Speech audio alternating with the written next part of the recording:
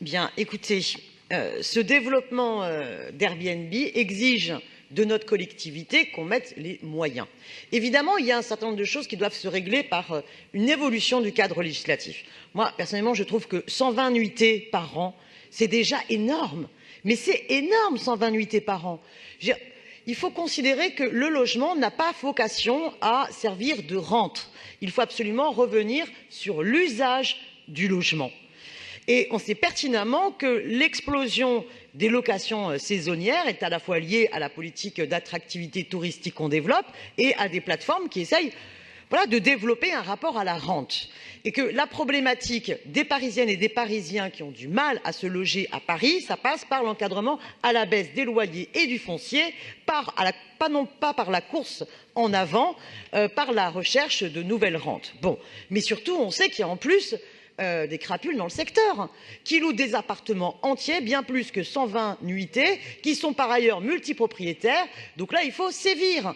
Donc moi, j'aimerais savoir quelle est la réalité. Comment croyez-vous que dans une grande capitale comme Paris, avec une trentaine d'agents, on est en capacité de véritablement surveiller et contrôler la situation?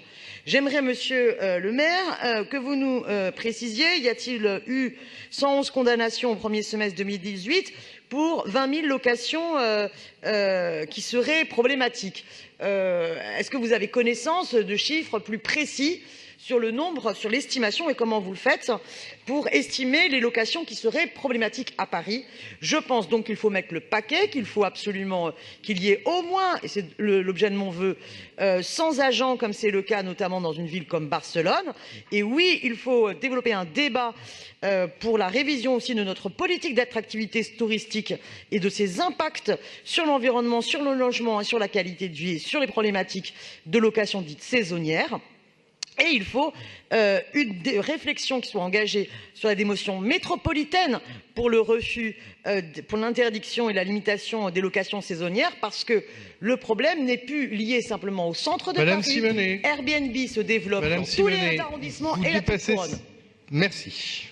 Yann Brossat pour vous répondre.